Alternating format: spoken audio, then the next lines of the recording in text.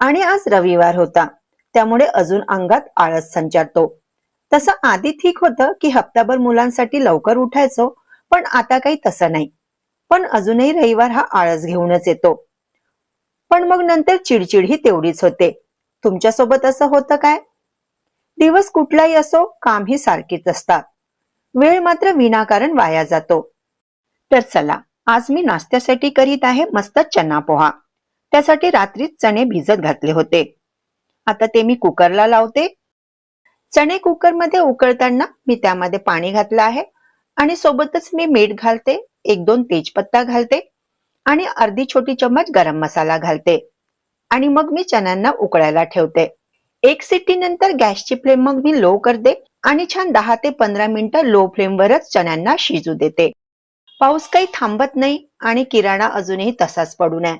आता हा पसारा नकोसा वाटत आहे. मग म्हटलं आज नाही काही तर कमीत कमी शेंगदाणे तरी एअर फ्रायर मधून भाजून ठेवावे. एअर फ्रायर मध्ये भाजून ठेवले तरी शेंगदाणे काही खराब होत नाही. बाकी ज्या डाळी आणि कडधान्य आहेत त्यांना अधामधात जेव्हा ऊन निघेल तेव्हा ऊन दाखवून वाळवून ठेवून देईल. पोहे माझे करून झाले. चना मसाला पण माझा जवळपास तयार झालेला आहे. तसा हा नागपूरचा फेमसच आहे तर्री पोहा, पण मी आज चणे तर्रीवाले नाही केले, चना मसालाच केला आहे. कारण नंतर मी दुपारी जेवणात पुऱ्या करणार. चणेपुरी हे दुपारचं जेवण होऊन जाईल. आज मी स्वयंपाकाचा शॉर्टकट घेत आहे, कारण आजपासून माझे सफाई अभियान सुरू होणार आहे.